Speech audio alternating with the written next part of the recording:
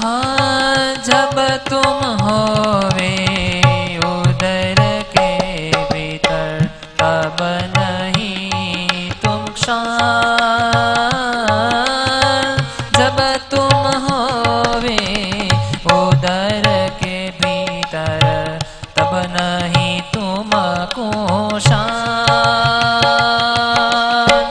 जब तुम जन्मे जगत के जब तुम जन्मे जगत के माही मत भूलो ही ना मत भूलो ही ना करो ने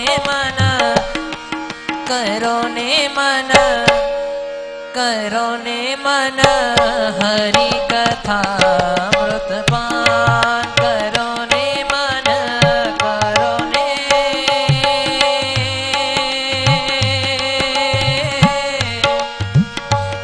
ने मन मेरा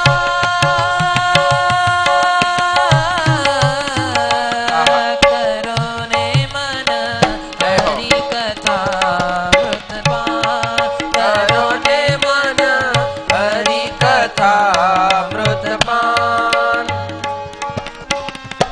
देवानंद स्वामी कहे जब तुम होवे उदर के भीतर तब नहीं तुमको शान जब तुम जन्मे जगत के माही मत भूलो एही नाम।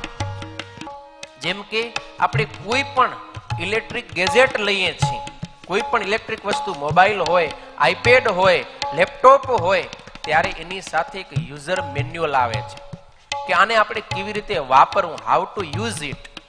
એમ આપણને ભગવાને સરસ મજાનો આ મનુષ્ય જન્મ આપ્યો. પણ તમને ખબર એની સાથે કોઈ તમારી ઘરે દીકરાનો જન્મ થાય તો ભેગું ફળફળિયું ના આવે આવે કે આ દીકરાને આવી રીતે રહેવાનું, આમ કરશે તો ફોલ્ટ થશે ને આમ કરશે તો ડિફોલ્ટ થશે, એમ આવે? કઈ ના આવે. તો આપણા મનુષ્ય શરીરનું મારું ને તમારું યુઝર મેન્યુઅલ કયું છે? તો આ શિક્ષાપત્રી છે ને વાલા ભક્તજનો, ઈ મારા ને તમારા માટે યુઝર મેન્યુઅલ છે.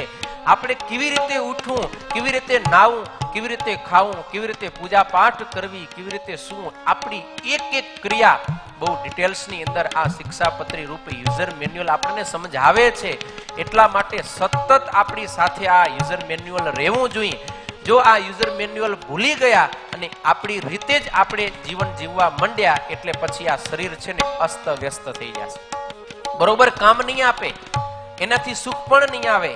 જેમ આપણે યુઝર મેન્યુઅલના નિયમનો ભંગ કરી અને મશીનરીને વાપરીએ તો શું થાય? ખરાબ થઈ જાય, બગડી જાય, તૂટી જાય. એવી જ રીતે આપણે શિક્ષાપત્રી જીવન દોરી છે, આપણને માર્ગદર્શિકા છે, યુઝર મેન્યુઅલ છે, એને ભૂલીને આપણી રીતે જો જીવન જીવવા ગયા એટલે સમજી લેજો આપણું જીવન અસ્તવ્યસ્ત થઈ જશે, તૂટી જશે, વિખરાઈ જશે, આપણે દુખી થઈ જશું. માટે મત ભૂલો એહી નામ, આ શિક્ષાપત્રીને ક્યારે ભૂલવી ન જોઈએ.